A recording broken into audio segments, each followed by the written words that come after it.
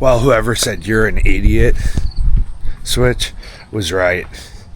My buddy Dave told me, list that shit online and it'll go right away. It didn't go right away, but it was perfect. Nobody woke me up. It's 11 o'clock in the morning. I just got up. So I got a guy that's going to text me right away when he wants it. So he's on his way. I looked it up. It's probably like 10, 15 bucks he'll get for sure. And then I separated the motor for him. So I guess if you separate the motor and you separate the all the stuff separately, like the motor you'll separate. I did all the work for him, really, except for all he's got to do now is take the motor out and then unwind. If he wants to cut up the copper, he'll make more money. And then you got to steal I guess a lot of people are using these baskets too for fire pits. You can use them for. You can make your own. I'll have to consider that stuff another day. But he texted me. I'm like, yeah, just text me when you're going to be close and I'll put it by the curb. The thing I was worried about the whole time, even though I know it looked like I'm an idiot, is that with all the people on drugs nowadays and stuff doing this, I was afraid they're going to see my yard, my aluminum boat and stuff like that, and I was going to have a problem with theft, So I just gave them the next door neighbor's address here instead of mine, and I'm going to put it over here because all it is that garage, as you know. So I told him that address, so I'm going to try to get it out there before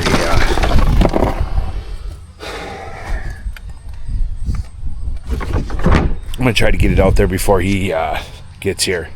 So I'm just standing outside waiting. He was supposed to text me. So he came and got the junk. Of course, the ring camera didn't go off, and I was hauling junk at the end of the driveway. What are they good for? I swear one time there was an accident right in my front yard, and the ring camera didn't even pick up the accident. Like it picked up the aftermath. And I got it set.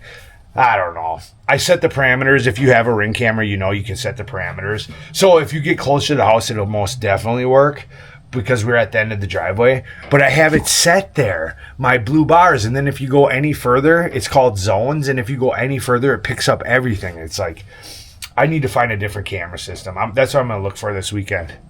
I got a couple bucks. I need to try something new. It's junk. It's in 2026 and rings in 1080p. There's a huge thing where they lost a lot of the market. They're going to lose a lot of it to all these other cameras because they're all in 4K now. I mean, they were so cheap and they commanded so much share in the market with just their name coming out first, ring camera, and their ease of use and stuff like that. People just you start buying one accessory and then people had so much they didn't want to buy anything else because it is really nice the way they have their app and stuff where you can add as many cameras as you want, and they have a really great app, and it's what's kept me around for so long, years. But no, I think I'm gonna wire in something new. Anyway, lesson learned. You can just but I asked him how much he was gonna make. He said maybe $5, $10. That's it. He's going to separate everything, and he comes into town from about an hour away, not just for my stuff, but he comes to Green Bay to get a bunch of junk. And God, of course I didn't get him on camera. It was a nice older man with a long beard, old beat up pickup truck named Danny, and he talked to me for at least 15-20 minutes. It's all right. He didn't want to be on camera anyways, I'm sure. And that's rude to do to people. So to record him without their... And I was hauling the junk to the end, and he showed up right away, before I had a chance to set up or anything. I left the camera in the house just because I think it's interesting for YouTube. But I'll put the ad and show you how I listed it on free stuff on Craigslist. Anyway, what else I got going on? My dad was extremely hungover. He's coming back from, he came back from the Blues Fest in Wausau. He's going through that breakup, so he's been really up and down. He's like me. We're almost identical. Even though he's older, he's 70s. He's just like me. We look at, our arm structure and like just everything. I wouldn't be surprised if we have the exact same brain, just about structurally. And, so I know he's going through it because I've gone through it. He's going through that breakup. He's having a really rough time. They were together for 10 years. It's just they're on the biggest thing in their life. They're completely different. Like he drinks and she doesn't. I mean, no offense in life, but that's always going to set yourself up for failure as a drinker. Like even me, I'm not drinking right now, but when I do, there's no way somebody that was sober could stay with me and put up with me. There's no way. You have to find yourself somebody else that drinks with you or doesn't drink. There's no in between. You're setting yourself up for severe failure in life if you're going to have a partner that is a completely sober, and or if one of you is extremely religious and the other one's an atheist. I mean, no offense, you're not going to ask God to come into that person and stuff like that and think you're going to change somebody. It's not going to happen, okay? Like, people are different. Like, I know it sucks because nobody wants to be lonely, and then they get into these long-term relationships with people that have like completely different ideals, you know. It's never going to work out. So, but he's going through hell with that. And then I wouldn't be surprised if they got back together. They've done this a couple times, so not to this extent, because she got all her stuff moved out of his place. So she had it all shipped to Florida. So, I mean, not to this extent actually.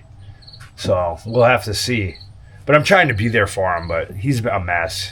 So he's been up and down, up and down, up and down, which is okay.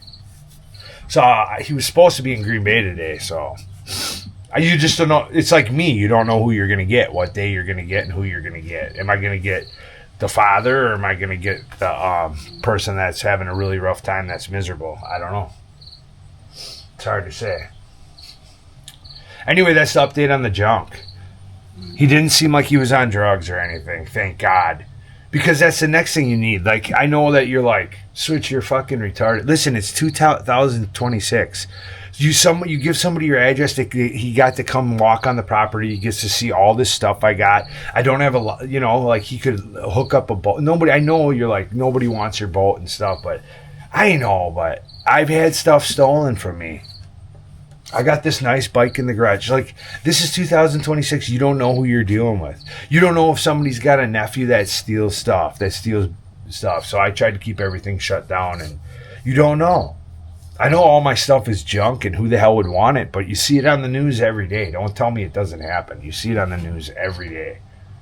People will steal anything when they're on drugs. I know drug addicts, a lot of them.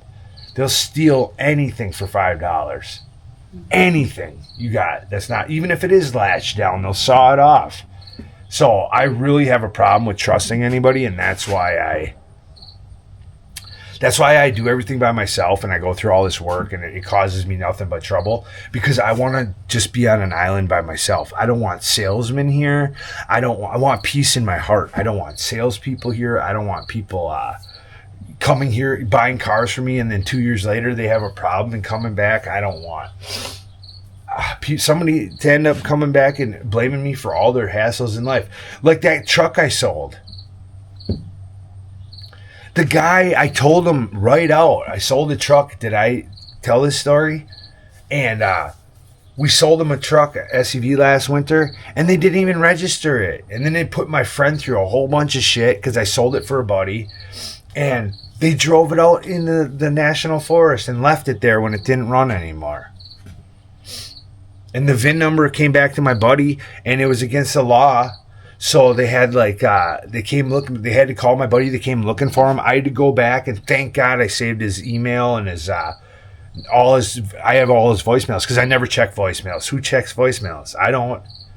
Unless it's like an extreme emergency, unless it's like the hospital or something, I'm not even going to listen to a voicemail, because I just call back or text, like my dad and stuff. So I have thousands and thousands of voicemails of people that I've never checked. I just click on them so that the highlight comes off, and that's it. I'm sure most of you do the same thing. I just don't want, people in my life, I don't want to hear nothing. I don't want to call. I don't want to talk sometimes. So I'm sure a lot of you are just like me.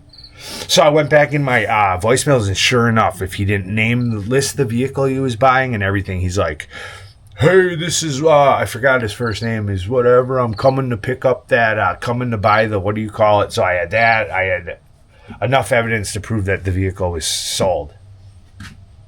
But he signed the title and everything. It didn't mean anything because he never brought it to the DMV. People don't realize that. He threw the title away. So there was no proof that he bought it. And then I told him to add a little bit of oil because there's a really old vehicle that burns a little oil, and he didn't. So he ran it for months and months. And then by spring, he had left it in the woods somewhere when they refused to change the oil in it. Got it for nothing from me. And then they were going to send my buddy tickets for abandoning vehicles and stuff. I believe it was on native land. So it's like everybody you let come in your personal space has the ability to mess up your whole life. Everybody. So the more people I can keep out of that shell, and you're thinking, you're a fucking idiot, you're on YouTube. And I know, but if you did it, you'd feel like I do. Like, you don't understand. Like, you feel like you're in your own bubble on YouTube. Like, you feel like people are still outside of that bubble. Even if you tell me to go fuck myself and all that, you're not here in my driveway. Like, we're not fist fighting. You're not actually inside here, inside my bubble. And I hope I'll never be big enough for that to happen, where people are. So this is mostly only my closest friends watch this. I let the whole world watch it, but nobody finds me interesting. So it's just my daily log, basically. But that's the update from last night. So, and I'm sick of looking at my fat ass belly on. I don't even look like that in the mirror. The camera, because I got a wide angle lens, and I know you're just making excuses. If you hit from the side or something, it makes you look like I look like Homer Simpson. I'm 180 pounds wet. Straight in the mirror, I look like a normal, average-sized person on this camera with the bubble lens because it's made for action sports. It adds like 15 pounds on me. I look like I'm 200 and some pounds. So I'm always looking back at my videos. If I had to take my shirt off yesterday because I was fucking sweating, man. But I learned my lesson, never again. Well, then again, I probably would have had to because I had to get all the water out. It would have been a really rude thing to do. So taking it apart was really nice for the guy because he said I saved him a lot of time, and that's the reason he came. So it all worked out. But now I know. As long as I keep it dry. Once it fills up with water like that and you can't drain it, then it's nothing but trouble for somebody. It's not even worth their time because he told me he's only going to get $5. I looked online on Craigslist. They tried, or on Google, and they tried saying, you get $10 to $15 for every appliance. That's all lies, I guess. That's what it said. You get $10 to $15 for, and then he said you can't even bring refrigerators in there anymore. Can't do it. He said people got caught just opening up the refrigerant lines and not getting a sticker put on. I guess you have to get a sticker put on. People got caught just opening the lines, and releasing the refrigerant at these junkyards, or not doing it, I guess was what he said, not doing it. So then when the inspector came, and the inspector saw one of the workers was throwing one of them, and it fell and it broke the line, and you could see all the refrigerant come out. The inspector shut it all down, the whole junkyard, until further notice. So I guess you have to get a sticker. So he said he's going to cut off all the doors and cut it into square pieces and see what happens. He's going to ask him. And I said, get back to me because my dad's got two refrigerators I got to get rid of. Because you can just take a circular saw and cut them babies up into squares, Easy. Because all it is insulation and sheet metal. You get a good blade on your circular saw, you can cut it into pieces. So I told him to get back to me on that. So it's looking like I got to stay the F away from refrigerators or you'll never get rid of them. I guess he said they'll take them for free. But then I'll have to haul it. He said you'll never get somebody like me to come get them because unless you're paying. If you paid somebody $10, they'd probably come. He said if I paid him or something, he'd come for them. Which is an option. I really don't care. Because I'm telling you, when you go to the junkyard, I used to do it all the time. It's not like I'm lazy. I've had so many nails in my tires. Oh, my God. Last time I went, we had 3 nails. 3 nails on one trip. So, sure, I had a huge load, and we made $125 or something. And then when I got home, I had 3 nails to repair in the tire. My dad's buddy's car, Joe. Was it worth it? No. I could have done nail repair for the money. Like 3 nails, 2 in one tire and 1 in the back tire. So it was like I spent half the day fixing tire holes. So that's how it is, because people bring the stuff to the junk if you've never done it, to the recycling plant. You go on a scale and then you drive right into a pit. So you could take everything off individually and walk it to the pit and try to avoid the pit area where you drop it and the big crane comes down or the big scoop comes down and picks up all the junk and separates it and smashes it. But it's not worth your time. It's just not worth your time. So that's the whole story. I talked for 20 minutes for no reason, but I just figured I'd make an update video because my last one's ridiculous because I wasted all my time doing that work. The good thing is I've never taken the reason I really did it that you didn't see in the video is I never took apart a washer. So, like, I've taken them apart and replaced parts, but I've never gotten down to the motor to see how it's hooked up, connected, how easy the springs were to separate, stuff like that. So now I know. Like, if I can verify a washer only needs springs, or I can verify, I've replaced parts, but I've actually never done the springs. So that was the first time I got to take the springs out and fiddle with stuff and learn how stuff works. And I love doing that. So I'm like, so that's why I really did it. I thought it would be easier to take apart than it was. It wasn't hard, but I didn't realize how big them baskets in plastic were. The springs are super easy. If you have a problem with your washer and you have springs, they were super easy to get on and off. Super easy. Super easy. So if you have like a washer that is real, when you push down and it bounces like a basketball, it's super easy. This one had that, so it probably needed new springs, but it also wasn't draining water on the drain cycle. So the problems added up to a point. Then I looked down and the belt was completely shredded. So then I was like, nah. So I'm not going to talk anymore today. Waiting on my dad.